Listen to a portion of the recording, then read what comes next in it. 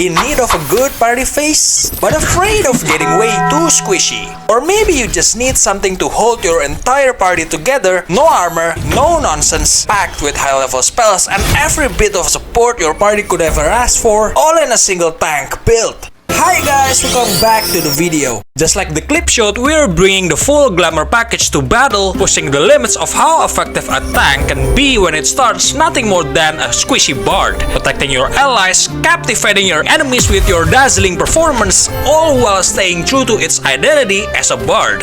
So let's kick things off with Wizard.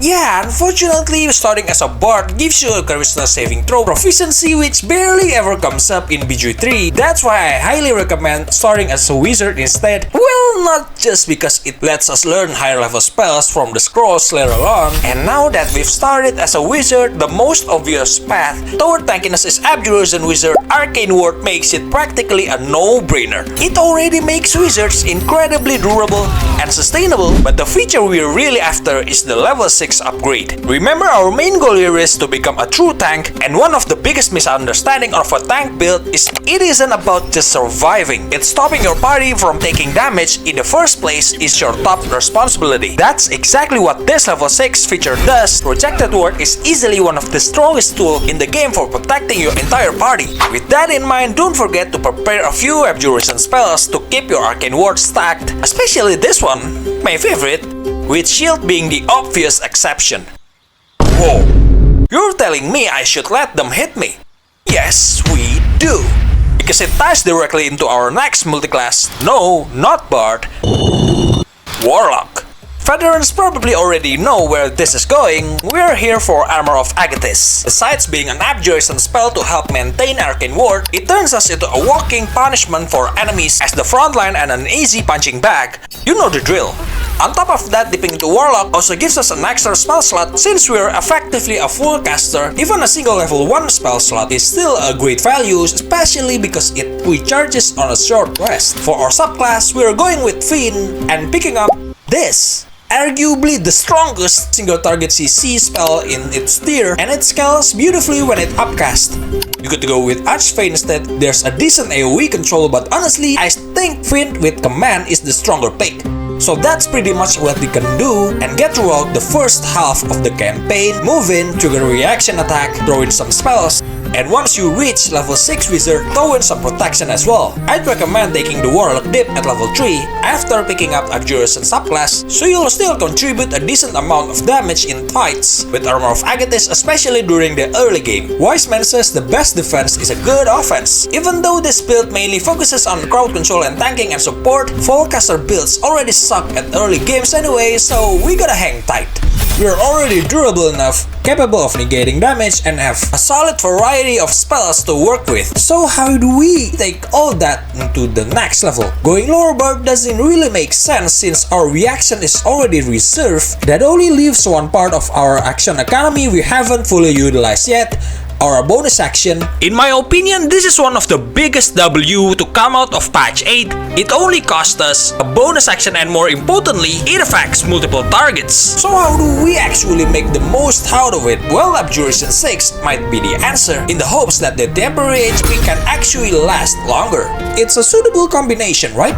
I'm just really happy I finally found a way to play a Glamour Bard that truly represents the subclass by focusing on the ability that only Glamour Bard has. However, you can start this gameplay much earlier, somewhere between level 6 to 8 after getting Abjuration subclass, or you can even start as a Bard instead so you get extra skill proficiencies if this is going to be your party phase. Mix and match as you see fit, and of course, be patient. Fullcaster builds won't really shine that much in the early game anyways, especially compared to building Martial Tank. One last thing, for the Bard spell we pick here, priority is definitely spells that aren't already available on Wizard or Warlock. Healing Word, Cure Wounds, Bane, and Fairy Fire. For second level spells, Enhanced Ability is a great out of combat utility, and Troll is a nice non-concentration option. For third level spells, Plant Growth is a great non-concentration terrain control spell, and it might also be worth taking Glyph of Warding through the Bard spell list. Moving on to Warlock, Eldritch Blast and Booming Blade, something you definitely don't want to skip either. For Wizard, pick up Find Familiar, Lone Strider,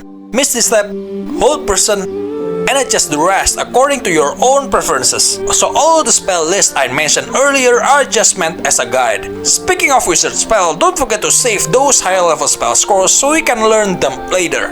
Back to character selection screen. Since I started the campaign as a wizard, this is where I max out intelligence. Of course, you can also prioritize charisma instead if you prefer starting as a bard. For context, your ability modifier is determined by the class you start with, in case you didn't know. Other than that, dexterity is definitely important for initiative. Even though this is a tank build that is durable enough to take hits, I still recommend going first so we can set up Mantle of Inspiration before enemies get a chance to hit our party. After that, for concentration. After all, a big part of being a CC caster is maintaining your concentration spell. Finally, round it out with 12 charisma, which should be enough to function as a party face, especially with the skill expertise from Bard. Although it can feel a little rough in the early game since we haven't multiclassed into Bard yet, so it just did according to your preference. For the items, this is where you can really lean into the Bard identity with some very Bard team equipment that player rarely use. These 3 items. Sadly, Cap of Curing doesn't make the cut. All 3 of them are designed around supporting your bardic inspiration. For the rest, feel free to adjust according to your own preference. You can go with a staff and shield for extra plus 2 AC, or you can dual wield the staffs to get additional spell save DC, which also ties directly into dual wielder feat as your first feat choice. And of course, the most support oriented feat among the list is Lucky. Even though reaction is already reserved, having an extra safety net never hurts, just in case. Don't forget that maintaining concentration is also a core part of being a full caster build, so you can mix and match between these 3 feats according to your personal needs. Personally, I'd recommend taking Lucky and Warcaster, then giving Gale a staff and shield, making this build a perfect fit for him considering he's already a wizard by the lore anyway. But on top of that, we want him for this build because humans come with shield proficiency, giving us that nice plus 2 AC bump I mentioned earlier. So at the end of the day, the strategy behind this build is mainly effective against foot soldier type enemies. So when you face a boss, just throw in some effective damage spells. Remember, you're still a high level full caster. Disrupting and controlling enemy formations already prevents them from properly attacking our party, which ultimately serves as the same purpose as being a tank.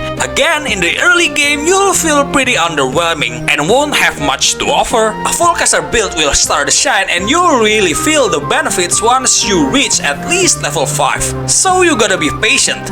Thank you for reaching this far. That's all I've got. I'll see you next time.